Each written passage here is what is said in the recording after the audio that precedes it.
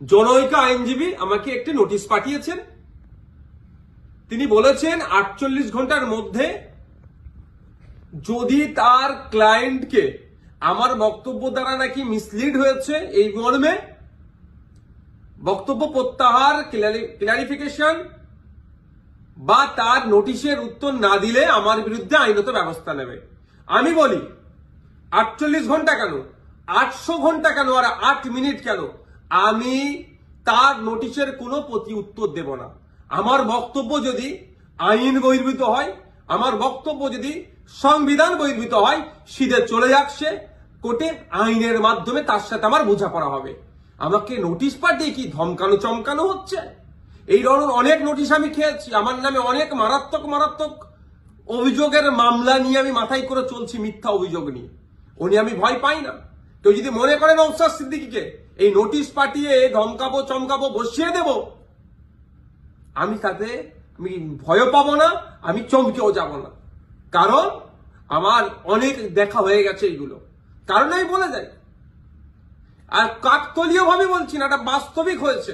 2019 সালে কেন্দ্রের সরকার নিয়ে এসেছিল এক বিভাজনের বিল, সিএ।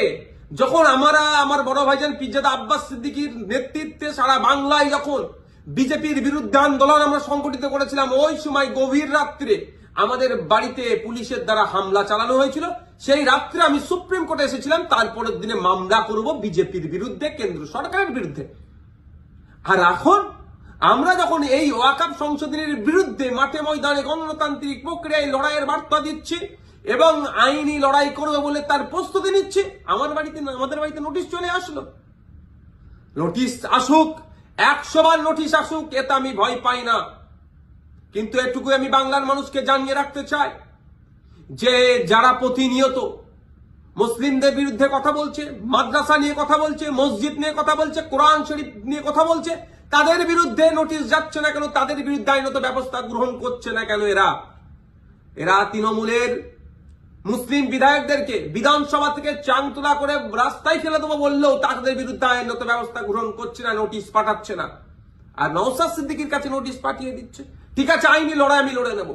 আমার আইনের যারা বিশেষজ্ঞ আছে, সম্মানীয় বিকাশ রঞ্জন ভট্টাচার্য স্যার এবং সম্মানীয় শামীম দ্বারা কথা বলেছি, তারা আমাকে বলেছে তো আপনার কাজ হচ্ছে রাজনৈতিক লড়াই লড়ে যাওয়া, বাকি আইনি দিকটা আমরা বুঝে নেব।